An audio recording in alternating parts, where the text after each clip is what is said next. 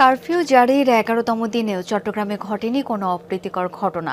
আগের দিন সংঘর্ষের কারণে জনমনে কিছুটা আতঙ্ক থাকলেও আজ পরিস্থিতি ছিল স্বাভাবিক। ১৬ ঘন্টা কারফিউ শিথিল থাকার সময়টুকুতে বন্দরনগরী পুরো দমে কর্মচঞ্চল।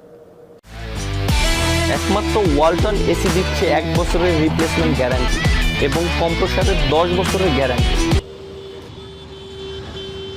সকাল থেকে কর্মচঞ্চল চট্টগ্রাম মহানগরী, কর্মস্থলগামী মানুষের ব্যস্ততা।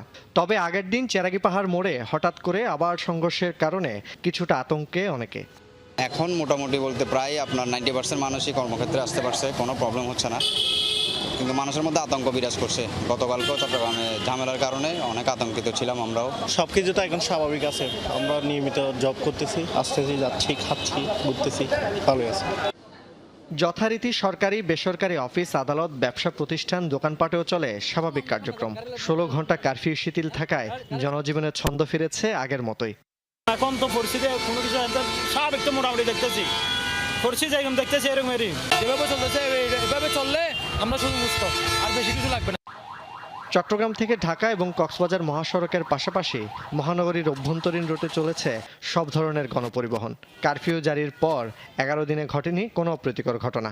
প্রতিদিন তো বাসার বিভিন্ন রকমের খাবারের তো চাহিদা থাকে। তো এখন যেহেতু কারফিউ শিথিল, আমরা বেরোচ্ছি বাজার করার জন্য। খুব স্বাভাবিক জীবনযাপন করুক, মানুষজন স্বাভাবিক চলাফেরা করুক, আমরা সব ভালোভাবে চলাফেরা করি। সুবাইদ ইবনে শাহাদাত,